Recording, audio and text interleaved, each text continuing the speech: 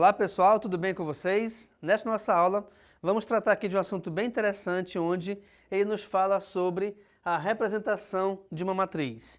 Primeiramente, nós temos que verificar como que a gente reconhece uma matriz. Bem, a matriz é a disposição de elementos de forma tabular, onde esses elementos são dispostos em forma de linhas e colunas, tá bom? Então o que acontece?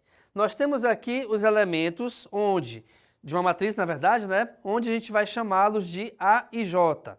Nesse caso, o I sempre representa a quantidade de linhas e o J sempre representará a quantidade de colunas. Então, por exemplo, se tem uma matriz aqui 2 por 3, é porque automaticamente essa matriz possui 2 linhas e também possuirá 3 colunas. Outra coisa bem legal de perceber também é o seguinte: esse valor aqui, por mais que pareça uma multiplicação, não é só uma nomenclatura, mas se você resolver a multiplicação, por exemplo, aqui eu tenho A2 por 3. A2 vezes 3 é igual a 6. Então quer dizer que essa matriz ela será composta por 6 elementos. Então repare, nós temos aqui a quantidade de linhas, onde, logicamente, as linhas são os valores na horizontal. Mas por que que aqui está na vertical? Porque é pela vertical que a gente verifica a contagem delas. Então aqui se eu tenho 1, 2, 3, 4 elementos na vertical, automaticamente nós teremos 4 linhas.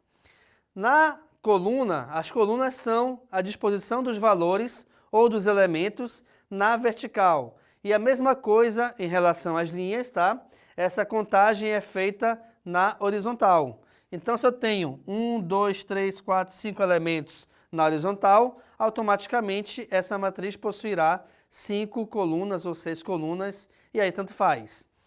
Beleza, o A e J, o A minúsculo, ele sempre representará cada elemento dessa matriz. De novo, o valor do I sempre é referente à quantidade de linhas. O valor de J sempre representará a quantidade de colunas. Então vejamos, se você reparar bem, uma matriz, independente da quantidade de elementos ou independente do seu tipo, uma matriz ela se assemelha muito a um tabuleiro de xadrez, onde nós temos as peças ou nós temos as casas desse tabuleiro dispostas, aqui no caso, em cada sua posição correta, tá bom? Então vejamos, essa matriz A aqui, ela possui quantas linhas? Eu vou ter 1, 2, 3, 4 elementos na vertical, então ela terá 4 linhas, e nós temos 1, 2, 3, 4 elementos na horizontal, ou seja, ela terá 4 colunas. Então a gente pode dizer que essa matriz é do tipo 4 por 4.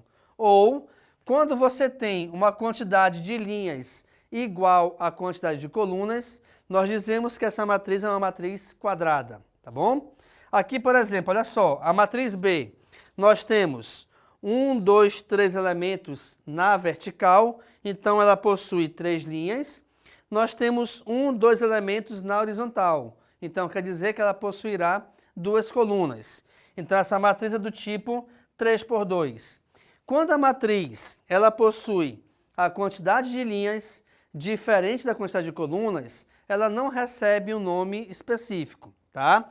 E como eu lhes falei agora há pouco, inicialmente aqui na aula, quando eu resolvo esse produto do tipo da matriz, olha só, aqui eu tenho, por exemplo, 3 vezes 2, que é igual a 6. Então nós teremos 1, 2, 3, 4, 5, 6 elementos na matriz, tá? Se aqui é 4 por 4, eu tenho que ter, obrigatoriamente, 16 elementos. Então quer dizer que 4 na horizontal com 4 na vertical, a multiplicação é igual a 16. Toda matriz, pessoal, ela recebe o seu nome como sendo uma letra do nosso alfabeto, letra maiúscula. A letra minúscula é representada em cada elemento pertencente a essa matriz. Então aqui no caso, olha só, se eu tenho um elemento A22, o que acontece? Esse elemento é A22 porque ele se localiza na segunda linha e na segunda coluna. Então vejamos, eu tenho primeira, segunda linha, primeira, segunda coluna. Então, esse A22, A13, A32 e por aí vai, é justamente o endereço, digamos assim, de cada um desses elementos. Então, vejamos aqui nessa matriz. Eu quero saber qual é o endereço desse 2 que eu acabei de circulá-lo. Vejamos. Em relação às linhas, reparem que ele está na primeira, segunda, terceira, na quarta linha. E em relação às colunas, ele está na primeira, segunda, terceira coluna.